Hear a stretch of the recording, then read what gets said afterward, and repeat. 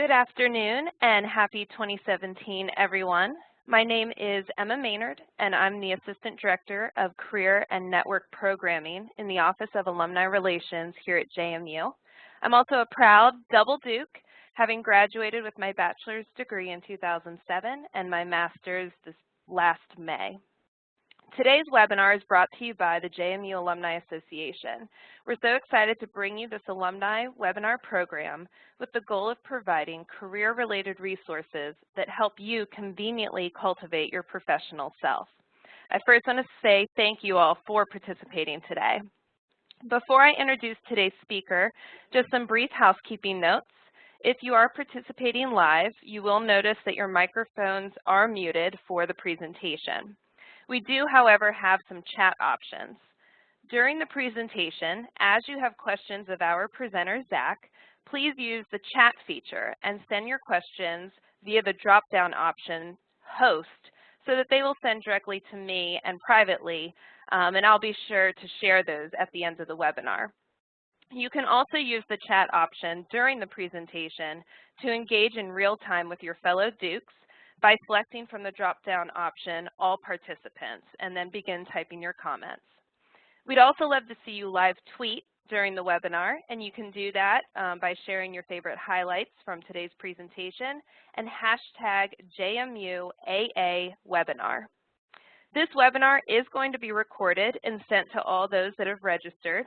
You can also access this webinar in our archive section of our Career Networking website, along with our other alumni features.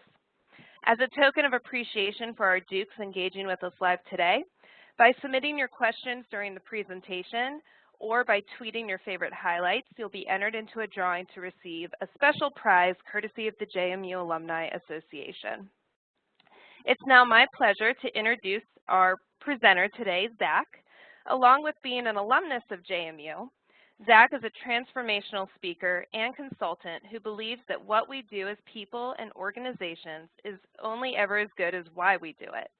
He is a regular contributor of the Huffington Post and is the founder of the popular leadership blog purposespeaks.com. As a PhD candidate, he researches individual and organizational learning, performance, and change, and delivers mind-shifting, inspiring, and effective keynotes and consulting services. Zach works with individuals, universities, nonprofits, and companies of all sizes to awaken and align purpose to produce results. And today I'm happy to introduce Zach, who will be leading us in More Than a Resolution, How to Awaken Your Purpose in 2017. All right, Zach, take it away. Thanks, Emma. I definitely have to say thanks, and I have to say that the JMU marketing machine was in full effect for this one. I was down in Frisco rooting a national championship. I can virtually hear the applause. And I was at a bar the night before, and this woman comes up to me and says, Zach, wait, are you Zach? Do I know you? And I was trying to reflect on my 4 years at Madison, and it turns out she's like, oh, I saw you in an email. And then after that, about 3 or 4 other people said, hey, I think I saw your picture somewhere. So I want to thank Emma and the JMU Alumni Association for doing an awesome job with the marketing for this, and I'm so excited to share it with JMU Nation. I created a workbook for you all to follow along. It has a lot of the references, the readings that I personally have found to be helpful in this realm, and some of the research studies that back up a lot of what I'm talking about. Emma gave a great introduction of what I do and why I do it, but I think it's important that you know sort of why I'm here and how I got here. And there I am right there. I have a lot more hair than the picture in the email, and I literally sold air after I graduated. I was an advertising account executive in Washington, D.C. for a sports radio station, and I really had no idea why I was doing that. In college, I got involved really heavily with orientation, with Relay for Life, with student ambassadors, and with leadership involvement in general, and I found that my passion and purpose in college was truly to help people to achieve their own visions for their lives. But I was so obsessed with results, with getting a job where I could wear a suit, make a lot of money, have a little condo outside D.C. and a flat screen TV and a Wii. Wiis were really popular back then, that I sort of faked myself into this advertising career, and I was completely purposeless. And the team I worked with, there was no sense of purpose other than to make money. There was a lot of competition, and the team itself was very not helpful to each other. There was no sense of citizenship or in the organization or connectedness. And I remember, and I'm not advocating for this in any way, but I remember I would leave work sometimes for a couple hours at a time and just like sit and reflect on life and work and why I was doing what I was doing. One of the greatest things Madison taught me was the value of reflection. And I remember sitting at Gravelly Point State Park outside of Reagan National Airport, and I was sort of watching the planes being like, so is this what work and life is all about? And one of the most profound moments of my life that led me to sitting here talking to you all happened and led me down this path of researching and being obsessed with this idea of how if we awaken a why, it can transform everything. And what happened was a cab driver pulled up to me as I was sitting there. And as you all know, if you're on the East Coast, one of the sort of cardinal rules that's unspoken is that you don't make small talk. But this guy got out and he said, hey, how's it going? And I started racking my brain for all of the things that I had heard about what it means to work and that narrative of working. And what I came up with was I said, you know, how's work? Well, I can't wait for the weekend. And it was Tuesday. I feel really silly about that now, but that's all I could muster up. And I was like, how's it going for you? And he looked at me sort of concerned about me, and he said, hey, are you doing okay? How's it going? I was like, oh, you know, the whole work thing. I said, how are you doing? And he smiled really big, and he said, great, it's amazing. And I was a little shocked because I didn't expect the cab driver to be that excited. And he said to me, I love my work. I love what I do. And I said, why? And he said, well, I get to talk to people from around the world every 30 minutes and drive a car around a nation's capital all day and get paid for it. And he was so happy. I remember he was smoking a cigarette. He put the cigarette out. He got in his car, gave me a big smile, and he drove away. And it was in that moment where I realized I want to be a cab driver, but not really. What compelled me about his comment was that he didn't say that my life is amazing, I'm a cab driver. He didn't talk about what he did. He talked about why he did it. It just happened he was a traveling conversationalist who happened to drive cabs. That idea of the purpose of his work inspired him. And what I found in my research, you know, since that moment is the most extraordinary people do ordinary things with an extraordinary perspective about finding the meaning and the why in every little thing that we do. It was in that moment that I went back to the office. I quit my job. I ended up applying for a master's program in higher education to work in higher education because I didn't want anybody to ever end up like me again in a purposeless existence. And since then, I've been researching purpose and consulting and speaking on how to awaken what that cab driver had. And I'll tell you, I work with a lot of job recruiters, a lot of salespeople, and I still say he had the best value proposition out of anybody that I've ever worked with because he emotionally committed me to his work in almost, I think it was less than 10 seconds. And so that's what I'm going to talk about today. How do we awaken that sense of why? How do we bring it into our everyday narrative as people to transform what we do? And so my plan for today is to talk about, you know, why purpose.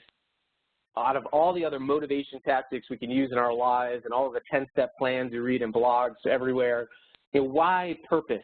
To pull us through life, to inspire a striving to be someone who contributes to the world in a positive way. How do we use it to transform our lives, our work, and if you're an organizational leader, your organization as well. And then I want to talk about the 3 research-backed beliefs of purposeful people as individuals and organizations. A lot of the things I'm going to talk about today are going to be directed towards you as an individual, but if you're an organizational leader, remember that organizations are just individuals who organize around something. And so taking these strategies that I'm going to talk about and applying them to work teams and organizations can be equally as powerful as it is for the individual. And then finally, I'm going to give you some strategies to learn and teach a purposeful mindset from my work with organizations, from my work with individuals, and from my own personal experience, and also from the research. And then how do we overcome the barriers to meaningful work and purposeful living? And then we'll do a Q&A at the end. But I do want to add one more disclaimer here. I am not like I don't do this every day. I don't wake up every day. I'm like, oh my gosh, like here we go. I'm going to change the world, like when I make my coffee. But it's an aspiration. If we have this aspiration to continue to awaken and live and align our lives with purpose, our why, it can become powerful and inspire this type of striving. And so before I move on, I want to very much clarify a couple of things. You may have seen a lot of TED Talks and Harvard Business Review articles about purpose, and I'm sad about that because purpose is sort of becoming a buzzword, the next business self-help buzzword. And that's troubling because purpose is not a fad. It's not anything new. It's a fundamental human need and desire that has existed since the beginning of time. You know, some researchers and philosophers would say it actually is the aspect that makes us human, is that we search for meaning and purpose. Viktor Frankl, in the book Man's Search for Meaning, which I highly recommend if you're interested in more about the psychology behind purpose and meaning, he was a concentration camp survivor, and he was in a concentration camp, and he was simultaneously a psychiatrist in his life outside the camp. And what he did was he studied concentration camp prisoners, which are in probably the most awful, hellish situation a human being could be in. And what he found was that those who lived, those who survived, consistently thought about a reason for being, a reason for living that was outside themselves, whether it was a family, whether it was their occupation, whether it was their service to the world that they had to stop doing, whether it was a loved one outside the camp. When you focus on something, a why that's outside of yourself, he actually found that people were more likely to survive. And actually modern research agrees. And he invoked Nietzsche when he said, he who has a why to live can bear almost any how. So focusing on that why can pull us through some of the stresses that inevitably come with life and work, and can pull work teams through that stress as well. The second thing is you can't find purpose. You know, I see all of these articles a lot about 10 ways to find your purpose, or 3 steps to find your purpose. And what happens when we say that you can go out and find your purpose is we become the opposite of mindful. We become mindless to the present moment. You have a reason for being where you are, doing what you're doing right now. There's a reason for you. If you're a human being on the planet and there's other human beings around you, you have a reason by default. Starting to think about what that reason is, even in the most mundane and routine tasks of your life, what the reason for that task is on the planet, you can awaken a sense of purpose. So I don't think you can find purpose, and that's why I call it awakening purpose. You already have it. And then finally, purpose isn't a statement or activity. It is a reason for existing that we must justify daily. We must answer the question, why me, why here, why now? And that's what this webinar is all about. And so I want to start with talking about the need for purpose in life. And what I want you to do is I want you to watch this short animation. It might be silent on the webinar for just a little bit. And I want you to tell me what the story is here, what's going on. So take a minute, it's only a minute and a half, and watch this animation. Keep thinking to yourself, what's happening here?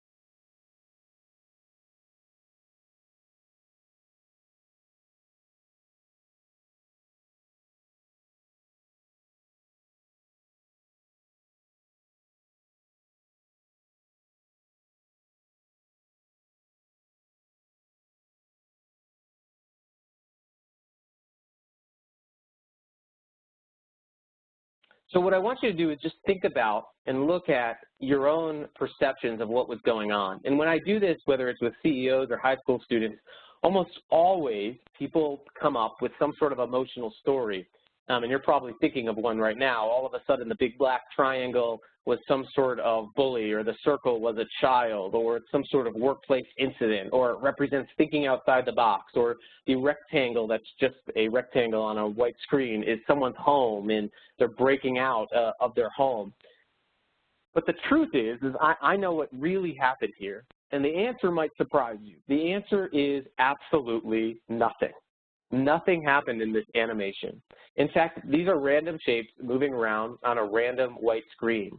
This was a 1944 psychological experiment by two psychologists named Hyder and Simmel. And what they did was they had graduate students create a flipbook of random shapes moving around on a screen. And what they did was they showed it to people. And they asked a simple question: what was happening here? And almost every responded, both from 1944 and until now when I work and I do this work with teams and people and individuals, people come up with an incredibly emotional story about what is happening. All of a sudden, the black triangle becomes a bully. We give a black triangle on a white screen intentions or actions. We say that was chasing this other circle, or it was angry or mad. You know, and I always laugh because I look at this triangle right here and I'm like, yeah, let me tell you something, that's an angry triangle if I've ever seen one. And that's what happens in our brain. This is chaos on a screen. And some of you all may be like, hey, no, there's definitely a story here, and you may be disagreeing with me, but just Google it, Hyder and Simmel, 1944 study in animation on attribution. But what this does is it proves that your brain, my brain, and every human brain is wired to search for purpose and meaning in chaos. And life is a bunch of stimuli, a bunch of things that happen to us. It's a bunch of behaviors, action, observations of other people, work tasks. These are all things that are happening to us, and our brains are constantly trying to make meaning out of it. We're always searching for purpose, which is precisely why purpose is so powerful. Now, if you think about like how people develop emotional stories based on some black shapes moving around on a white screen, imagine in the workplace the complicated interactions, nonverbal expressions of human beings. Imagine in friendships and relationships and families and life, when we're trying to make meaning of these complexities, how easy it is for our brain to just constantly be creating different meaning and a different orientation to our lives. And it's not surprising that our brains are wired this way.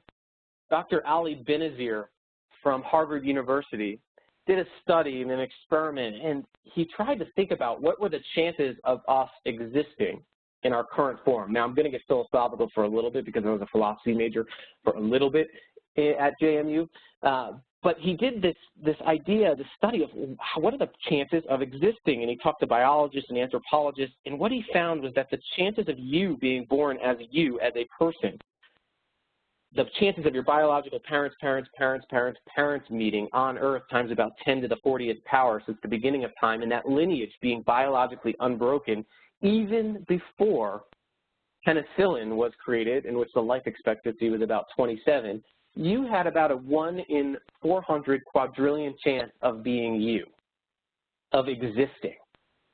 And so it's not a surprise that our brains are wired to figure out and find out why.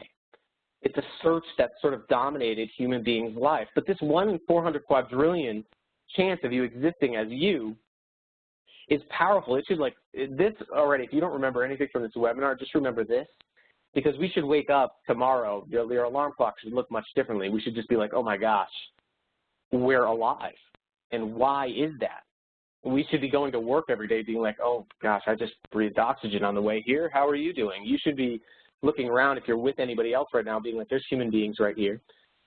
And the miracle that comes with this is incredibly powerful to focus on and start shifting our mindset to be focused on why.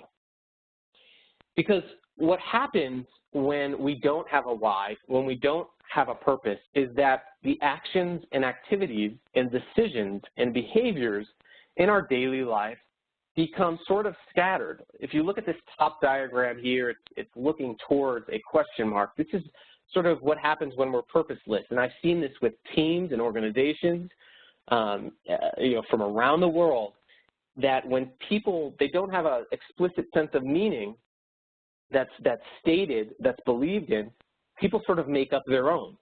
And your activities, you just start making decisions at a whim, and you see this. It's sort of like you could see the top, you're sort of moving forward here, but each of these arrows to me represents activities and decisions, and they're kind of just all going in one place. Purpose sort of acts like a magnet that pulls our activities and orients them. If you think about like the North Pole, it orients our work and our lives towards one consistent purpose and reason. And all of a sudden, our decisions start becoming aligned because we start thinking about this why consistently. And whether it's personal life or in teams, this harmonized energy that results from purpose is very powerful, because often in our lives we waste a lot of energy making decisions that aren't aligned with any sort of reason.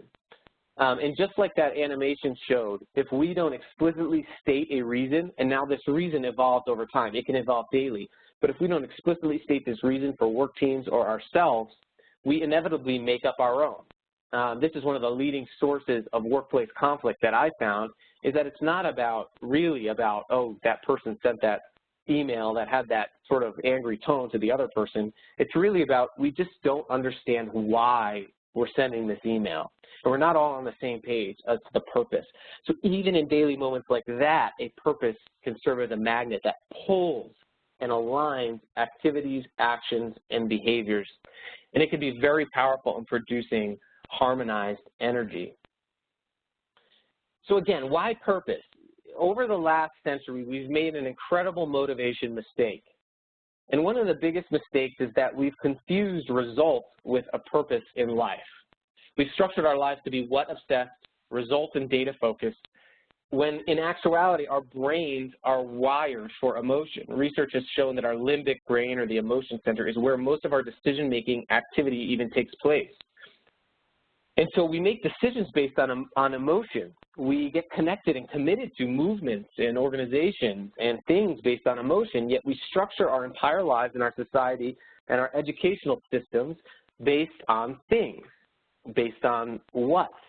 Degrees, money, financial return, revenue, sales figures, salary.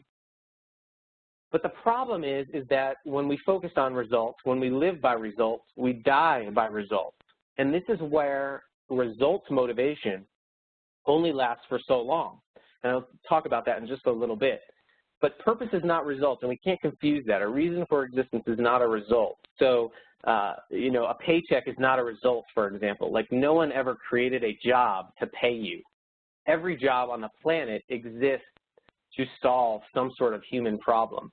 Whether you're serving Slurpees at 7-Eleven, you are making somebody happy. You're literally serving frozen happiness to someone else to make them happy. Every job exists for a purpose to solve a human problem if it exists on planet Earth.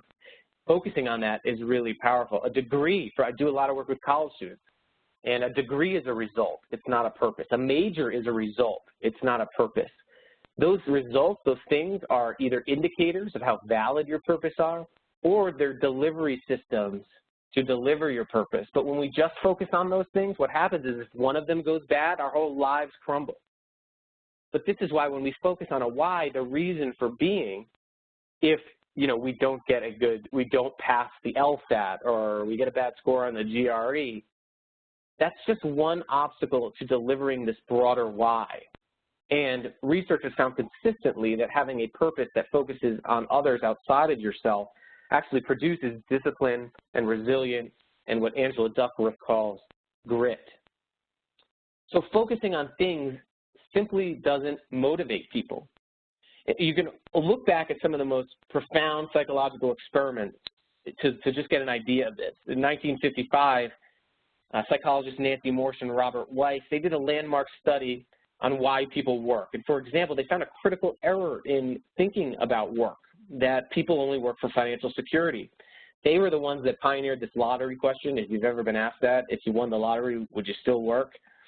And they did interviews with a random sample of over 400 employees, and what they found is that for most respondents, for the majority of respondents, work served as a critical function of making meaning out of life.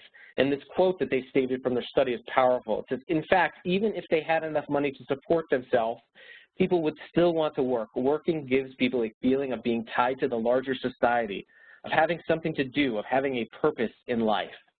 And Viktor Frankl, who we already talked about, did a similar study where he studied over 8,000 students at 48 colleges, and they were asked what was very important to them. Just 16% of people said that making a lot of money was important.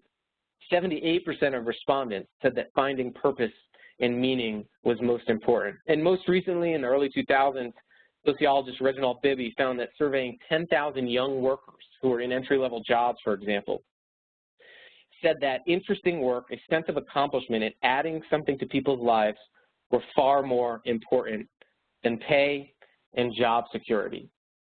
We want to be compelled, not just pushed and driven by some of these smaller things like salary or money or degrees. Those things push us shortly, but we want to be compelled as human beings. And one story to really highlight this is I do a lot of work with low-wage workers. So underprivileged, underrepresented, low-wage custodians here at CSU, Colorado State University, where I'm currently doing research. And I was in this interview with this one woman who started as a custodian 1, meaning she literally cleaned the toilet in a residence hall. And she built up enough money to be able to retire after over 25 years with the university. And get this, she came back out of retirement. This was a woman who had literally told me that she was just trying to put food on the table. And oftentimes people will tell me when I'm going into client meetings, oh, people just want to be paid well. Research indicates that's just not true. That's just not what motivates us. We want to be compelled. And I asked her, why did you come out of retirement? And she said to me that she was sitting at home and she couldn't stand the thought of a student in a residence hall not having a parent figure away from home. She had structured her work based on this purpose of being a parent figure away from home for students. There was no supervisor that told her to do that. She never got training on that. She didn't get rewarded for that. Financial compensation is terrible in these positions, as I'm finding.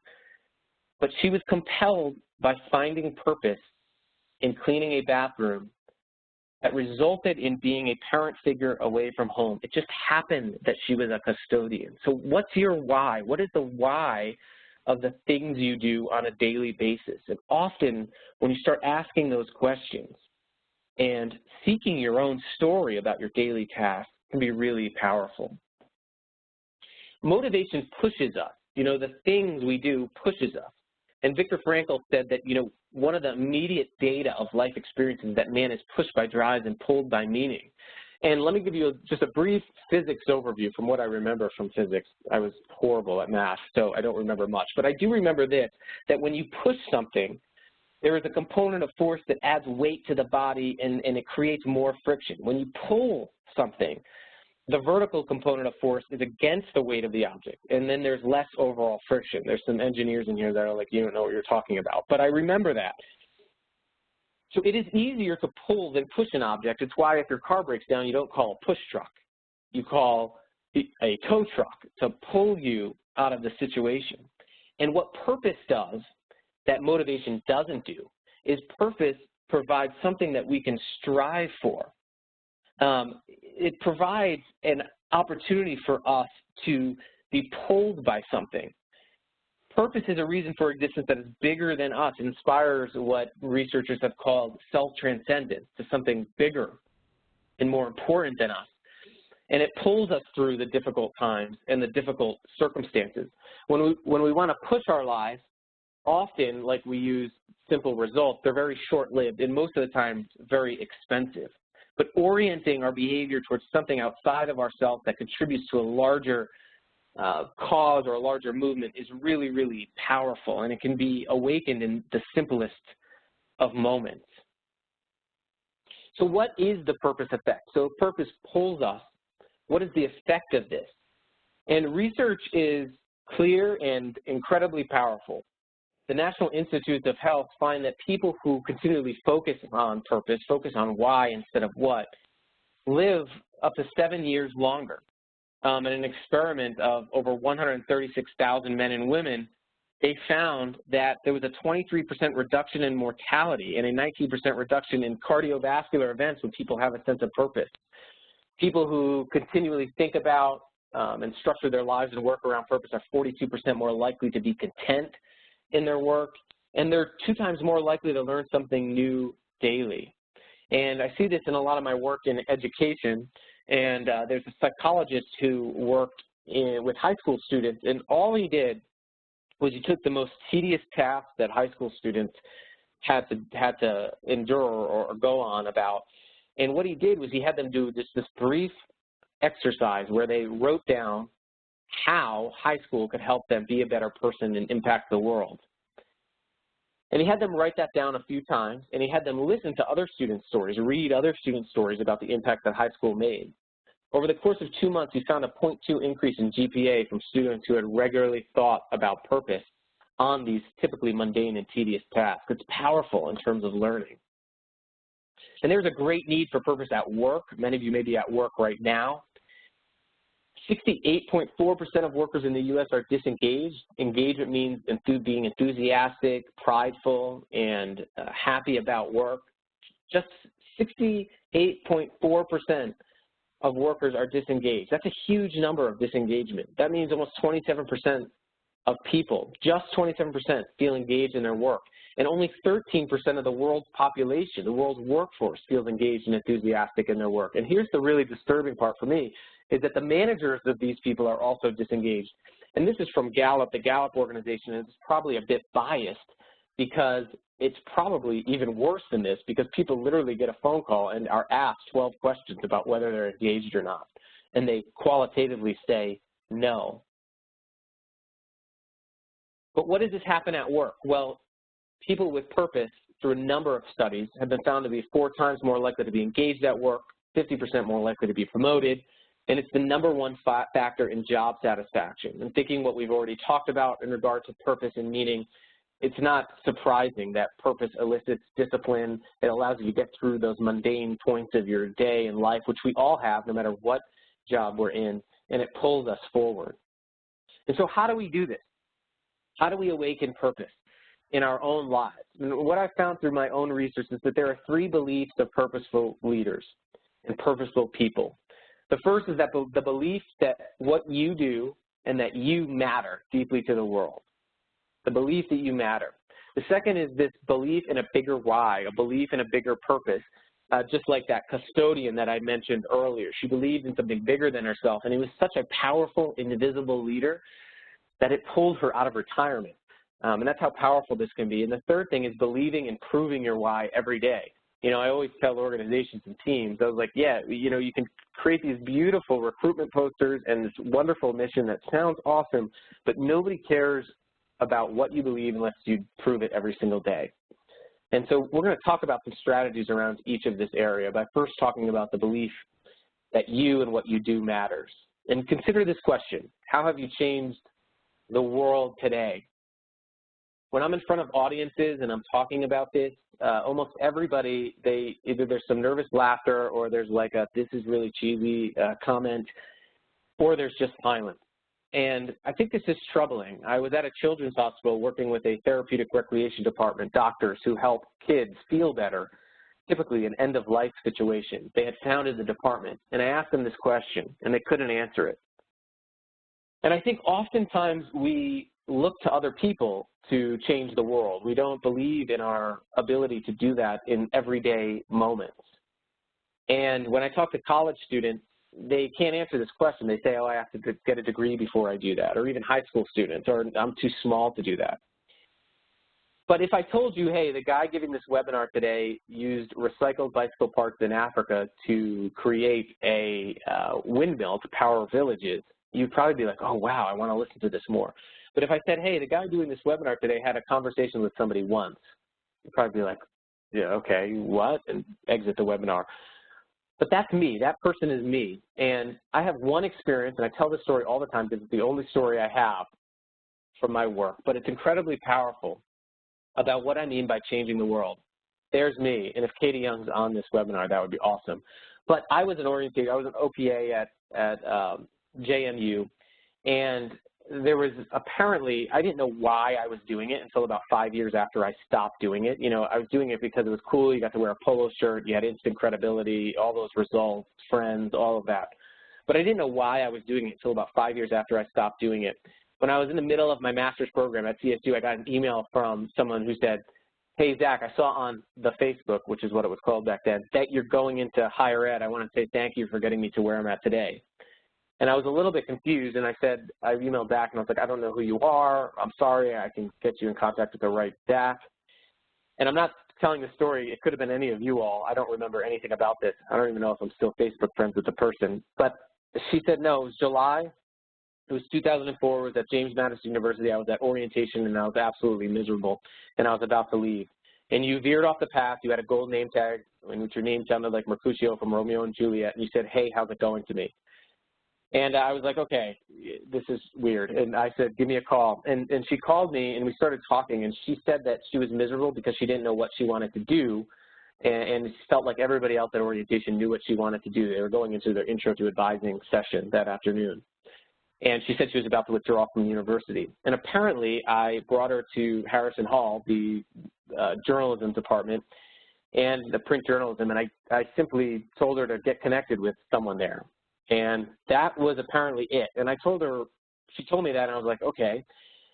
And I said, why is that important? She goes, well, I just got engaged to someone I met at work, and I realized that everything that I'm doing in my life, where I spend my life for over 35% of my waking week, the people that I see every day on the subway, the people that I've surrounded myself, the person that I may be spending the rest of my life with, I don't attribute it to my degree, a faculty member.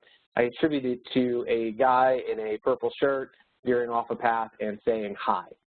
And I was like, okay, what's the kicker? And she told me that she was an assistant editor at a major magazine in New York City. And I realized in that moment why that job existed. And I wish, and the training is unbelievable. It's an unbelievable position. But I imagine if I went in the first day and people said to me, hey, your job exists to potentially have a conversation that would dramatically change the trajectory of a human being's life. And it could happen just once. 5:30 a.m. would have looked a lot differently to me. You know, instead of getting a binder and learning everything to say and what to say and how to say it, I would focus on those conversations, which was the purpose of the job. And one of the tips in this area to believe that you matter is to make imagination a habit. You have to imagine impact. The only way to experience possibility is through imagination. And I think about my work all the time and my involvement in college, and I wonder, like, if I had just imagined with every conversation what impact it would have on that person's life, how much more intentionally I would focus on that. And focusing on the little things that you do is incredibly powerful. And in the workbook, there's an exercise at the end that is a change map, and it helps you reframe that perspective. You know, try this today. Just pick one thing that you did today and track how that may have changed the world. Think about the next step, the ripple effect, the chain reaction. And it's going to feel like cheesy at first, and I get that. But then all of a sudden, you have to come to this realization that something is going to happen after you connect with that person. They're going to go do something. They're going to talk to someone else. And it just might be that thing that you imagined. And that can be really powerful in reframing our perspective. You know, Einstein said imagination is more important than knowledge. Knowledge is limited to all we know now and understand now, and imagination embraces the entire world. Cultivating a life and work teams and organizations that are centered on imagining the impact of what we do on other people can be really profound and powerful. Adam Grant, a psychologist at the Wharton School, did a landmark study, and he looked at telemarketers for universities, so sort of like the Madison call center that we all have here. It's a high turnover job. It's really difficult for students to do, as you can imagine if anybody's ever worked in telemarketing work or fundraising work. And what he did was he brought in a student that experienced a scholarship and that positively impacted their life. And to one shift, he showed that story to them for 5 minutes. It was a 5-minute story. Another shift of people, he just didn't do anything. Now, before students heard the story of the person whose life was impacted by the scholarship, they were bringing in about $183 per caller per week. The students, after they heard the story, after 6 months, on average, brought in over $503 per caller per week. The students who didn't hear the story, the shift who didn't hear the story, stayed flat, stayed constant. This is a landmark study that shows that when we focus on the people, the end result of whatever job it is, even if it's telemarketing, even if it's custodial work, that if we focus on that job, we actually perform better in it and we find more fulfillment in it.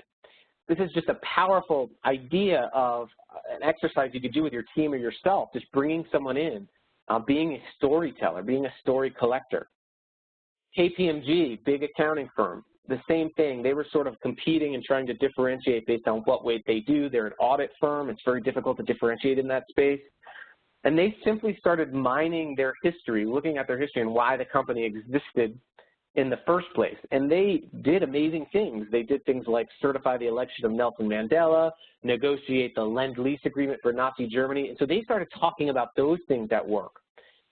Well, they uploaded this, created this app where the people, the audit associates, again, high turnover job, low morale job at times, where they could start talking about their purpose. And they were able to upload posters like the things you see here. We champion democracy. I combat terrorism. I help farms grow. Talk about the purpose of their work. They wanted, employees to turn in about 10,000 of these. This was their goal. In a couple of months, they had 40,000 entries. People were yearning to talk about purpose. And it resulted in an 8.1% global growth for KPMG, a 4% reduction in turnover of the high turnover staff. They rose to the top of Fortune's 100 places to work list, the highest ranking ever of a Big Four accounting firm, and they got more client referrals and more repeat business. When people focus on that purpose, whether it's at work or in life, they become more committed and more emotionally committed. It pulls them through some of the drudgery of our jobs and our lives. So a tip is to focus on the greater good of every task, the people, especially the mundane or the routine. Consistently focus on that, and it's incredibly powerful. Another tip here is to be a storyteller and a story collector, changing the narrative. Often when I'm working with organizations, I sit around the water cooler, or I just hear what people talk about on campus. The three things that people talk about the most, I found, in work and in life are talking about how busy they are, complaining about some sort of management or leadership, or counting down the days to the weekend. And I always tell people, no matter how compelling your job is or how much you love your job, like if people are living for 2/7 of their life for the weekend, there's probably something wrong. That narrative is your culture. It's who you are. It's why you are. And starting to tell the stories of the impact that you serve can be extremely powerful. I recently worked with bus drivers for a school district, and I sat around their break room, and that's what I found. I found that the stories that were being told sort of dictated the morale. And we just reframed things to start telling stories of the impact of the work, of the purpose of the work. And it started to really change this narrative, and we can do this in our own life as well. So the second belief is the belief in a bigger why. So you believe that what you do matters, but this belief in a bigger why is powerful. And again, purpose is the reason for which something is done or created. So the belief in the reason for existence, the reason for a task's existence is incredibly powerful. Many of you have probably heard the NASA janitor story where John F. Kennedy was about to launch the Apollo missions. And JFK was in a budget crisis, and he was in a hangar, and he bumped into this custodian, and he said, "Hey, what do you do here?" And the custodian very calmly got up and said, "Oh, Mr. President, I'm putting a man on the moon." And the president, apparently, and this is a fable, reframed his perspective of, I'm putting a man on the moon, but it's not about what your country can do for you. It's what you can do for your country. When we all transcend to this bigger purpose, it's powerful. But that's where the story typically ends. I want you to imagine if that janitor believed it every day. Imagine him getting up on Monday morning, the car breaks down, he defaults on a bank loan. Imagine him being like, "Oh, darn, you know what? I really don't want to go to work today and put a man on the moon." Or, "Hey, it's Wednesday, hump day. Just a couple more days of putting the man on the moon." It's really hard when you have a deep belief in why you do what you do to not have your attitude be changed by it. So state your purpose. keep it visible, and try to detach it from results and outcomes. If that purpose is in front of you always, and I included a purpose statement template there for you, it can be incredibly powerful. So state it, state that why. Try to consciously detach it from outcomes. This is a great way that I've found to do this just in my own life, but then in some clients' lives as well, that saying I exist to do what, for who, to get them to do something or feel something. Try filling this in. Try doing it right now. You know, mine is I exist to inspire people and organizations to find and deliver their authentic purpose. And then when you start reading these things out loud, or you do it with your team and they read these, you're going to be blown away, because like everybody's a TED Talk, just waiting to be unleashed. But then imagine if everybody on your team or everybody in your life believed it to their core. And that's what happened, you know, that's what happens with this janitor story. We get compelled by it, but you got to imagine believing it. It changes everything. Another tip is to tell the story of the problem you solve, not only the solutions that you offer. So stating the problem is incredibly powerful. So, for example, I was doing this work with a group of nonprofits here in northern Colorado with their executive directors and their board members. And I asked them, what's the biggest problem your organization faced? If I were to ask you right now what you think that is, many people would say, oh, it's money. We can't raise enough money. But that's not their problem. Their problem were things like ending homelessness, or feeding children, or making sure that kids had a voice. These were compelling organizations. But what happened is in their fundraising, they were focused on things like, hey, can you give us money because we're trying to build a new building? And nobody really cares about that. Like, nobody cares, hey, if someone were to come to me and say, hey, can I get money to build a new building? I would say, oh, I'll be able to make excuses. Oh, you know, maybe not right now. We're tied up in other areas. But if someone came to me and said, hey, can you give us money to end homelessness? I'd be very hard-pressed to be able to say no. And that's what happens when we focus on the problem we solve, the human problem we solve, and everything we do solves the human problem. It can be powerful in communicating that. And then this final question, and this is the final point before I'll open it up for questions, is the belief that improving your purpose, improving it daily. And this is the kind of the standard that I try to use with people and organizations, is how can every person who interacts with you or your organization at every single level know and feel why you exist? Not be able to, you know, tell us what we do or what we do well, but know why we exist. And this final belief is crucial, the belief in proving why consistently. And Southwest Airlines provides a great example of this. In 2010, consultants said, hey, you're losing $300 million a year because you're not charging for bags. And the CEO went back into the organization's history and found out why the organization was started in the first place. And it was founded by Herb Kelleher to democratize the skies, to provide financial access to air travel that was not contingent upon your socioeconomic status. And he went to the consultant and said, we're not doing it. He sent out a memo to all of the employees and said, if we don't save $300 million this year, we are going to have to charge for bags and go against why we exist. They ended up saving over $700 million that year. People came up with creative ways to be more efficient. And then they created the Bags Fly Free campaign, which was completely opposite of what everybody was doing. But they were aligned by their purpose, and they proved it. And they made additional $1 billion of revenue based on going against the norm and staying true to purpose. That power of proving purpose is powerful, and we prove it through our actions and decisions, however tiny, every single day. So one way to do this is start reflecting on what actions and attitudes in your life don't align with your purpose. So go back today, I know you're going to be thinking about purpose all day now, but go back to your mission statement or that purpose statement and think about like why you do what you do, and then think about how you think when you wake up, what you think about when you're doing these sort of mundane tasks in your work, what the narrative is around your work, and sort of align those and identify ones that don't align with your purpose. Another powerful way is to identify barriers that you see in delivering your purpose consistently and living with these beliefs of believing that you matter, believing in your why, and believing and proving why. You know, oftentimes I just worked with a group and we had them go through barriers, and I find the similar things all the time. Time, money, stress, health, that becomes your personal development plan. Those barriers that you identify are the barriers that are not allowing this blue box, this current state, to move towards this ideal vision. And those are the things that if you can focus on mitigating those barriers to purposeful work, then those catalysts, those things in your life, those things in your work that really do make you feel like you matter and that you're purposeful are really powerful, and it can allow them to take. This is a very old change theory from Kurt Lewin back in the day, actually. And so thinking about devoting your time and resources this upcoming year to not necessarily making resolutions, but looking at these barriers to purposeful work and purposeful living is powerful to get the benefits of purpose.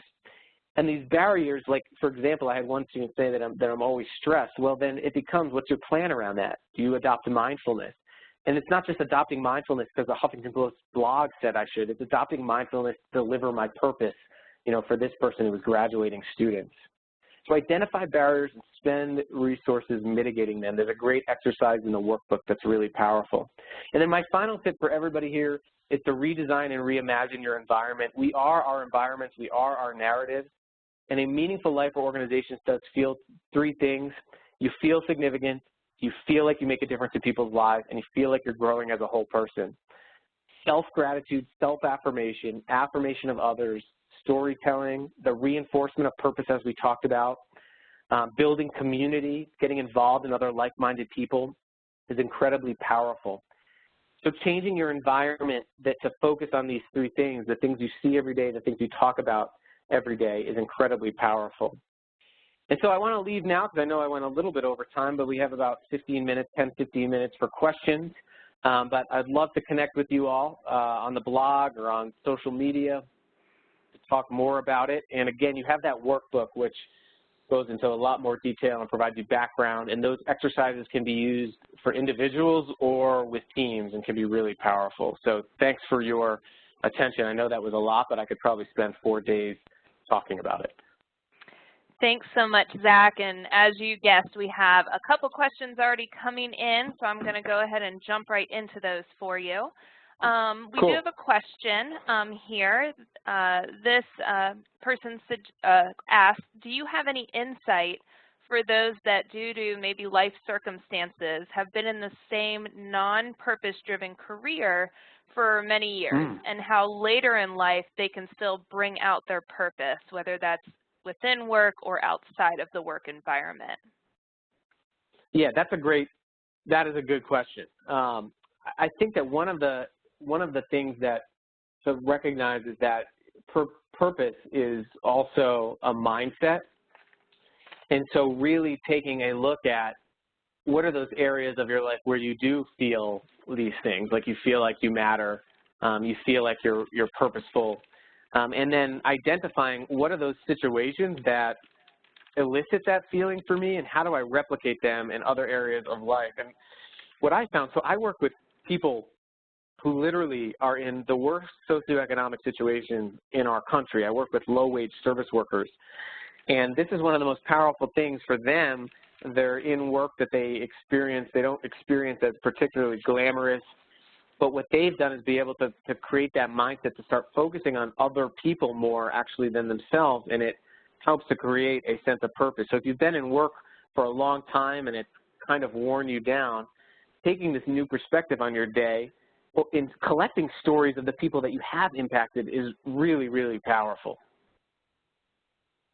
That's, yep, really good advice for those listening in, still trying to figure out, you know, what that purpose is. I really liked how you said that it's not something that we have to really search for or find, that it's already, we already have it. So I think that's pretty comforting for a lot of us. Sorry, go ahead. Go ahead. Well, I was going to say, yeah, it is comforting because I think there's so much pressure to go like find your purpose. And what I found is that excludes so many people from purpose. You know, it excludes people who don't have the means to go on like a week-long retreat or participate in this kind of freelance like gig economy. And that's why I focused a lot of my time on working with people who are in sort of these service-based professions, because I think we can learn a lot from that experience. Absolutely. Here's a good one. Maybe you can throw in some of that research, the PhD candidate background. Sure. So we have a question here. How do you see generational changes in people's purpose or even their sense of need for purpose? Do baby boomers put as much emphasis on purpose, and do their purposes differ drastically from millennials? Yeah, the generation stuff. So I got to be honest. I'm going to be just straight up honest. I'm not huge into the generational. I'm not a huge fan of the generational research because if you look at the research, it all comes down to values. And different generations, because of the different environments they come in, have different values. And none of the values are like particularly bad. But I think what's happened, and a great book I recommend is called The Purpose Economy by Aaron Hurst. And what's happened is that because of our interconnectedness, because we can see problems in the world more clearly and more instantaneously that we haven't been able to see in past generations, we can see war-torn Syria on our TV screen, where it would take a week to really digest that information in print years and years ago, is that people have become more in this generation, because they've grown up in this, have become more attuned to wanting to help and wanting to find purpose.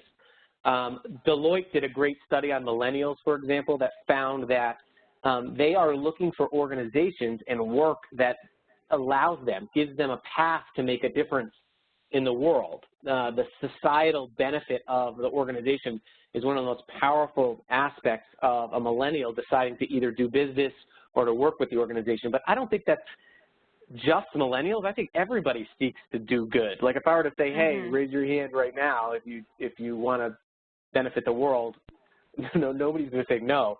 But it's just millennials, I think, have seen it more up front and up close, how they can do that. Right.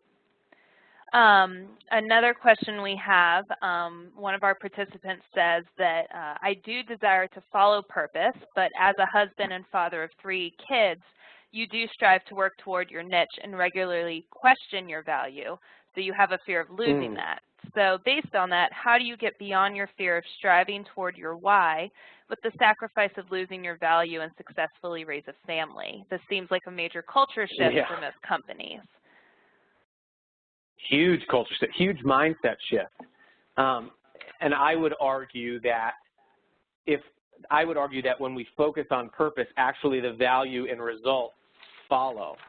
There's a good amount of research on financial return of purpose in terms of when organizations, and Jim Collins in Good to Great, for example, studied many corporations, and he found that organizations that put the benefit of others and focus on the problem they solve first, and they create a culture that do that, actually outperform their market peers by an average of 6 to 1. And so it's often a real mindset shift to not be able to see the immediate results, but from a long-term sustainability perspective, research has found that it does show more financial return. Now I have a 2-year-old right now, and I'm in the same position of figuring out what the future holds and trying to, cling to security. But oftentimes security follows a meaningful purpose, and you hear stories about that all the time. But I think one thing that companies can do is simply, 13% of the world's workforce indicates self-reports they're engaged in their work. And I think if companies just started to redefine management, for example, as you're responsible for over 35% of someone's waking life over time, and recognize that those people do go home and they do talk about work with their family and they do raise kids and they vote in our society, then I think that they'd be more of a case for the societal need for purpose, which will inevitably, I think, help the business and produce more security. Absolutely. We have time for one last question. And then I'm sure, since your information's up there, any questions that we don't get to, Zach has provided his information on the last slide there, and you could send those to him directly. But this last one, does or can purpose change over time, or do you think we just become more aware of our purpose with experience? Okay, I don't want to get like super philosophical here, but I am going to get super philosophical, because one of the things that, I think purpose changes moment to moment. I mean, like and this is the problem, like if we identify, stating that broader purpose, you can use that purpose statement template for your family, why you exist as a parent or as a friend, or why you exist in an organization. But there's also this idea of awakening purpose in everyday moments. Like, for example, if you're at the coffee shop and there's a person behind you that you could say hi to them, like you have a reason and a purpose there. And I think that what's happened is over time, and because of a lot of the popularization of purpose through a lot of bestsellers and airport books and things like that, that we see purpose as this like ideal that we have to like just go after. But I think it evolves in all of our different moments as we think about it. And over time, what you're going to find is you're going to find a theme for you. Like you're going to find a theme that connects what you love to do, what you care about in the world, who you care about, and then the overlap of how do you make a living doing that. And that's, I think, where you start to really mold a more coherent life purpose over time. But yeah, I think it could change every day. Absolutely. Well, Zach, I want to thank you so much for your time. This was a really inspirational way to kickstart the new year. Like you said, it is more than a resolution, and it's really cool how we can, use these resources and tools that you've provided to find that purpose, or not find, I guess, discover what's already there within us in our purpose. In our daily lives and how we have that impact. I think it's really cool to, I like the question of asking, how have we changed the world today? So on behalf of the JMU Alumni Association, thank you and all of our participants for joining in today. And I do ask that you take a moment to complete the survey that you'll receive when you exit the webinar. Zach also mentioned the workbook that he's designed and provided. Many of you received that in the reminder emails from registration. If not, it will also be included when the recording of this webinar is sent to you in a few days. I do hope that you'll join us for our next webinar on February 16th at 2 p.m. Eastern Standard Time, and that will be featuring alumnus Will Murphy as he shares best practices on how you can lead organizational change for positive business results and provide strategic solutions to keep your organization running smoothly. So again, thanks everybody. Thank you again, Zach, and I hope everyone has a wonderful afternoon.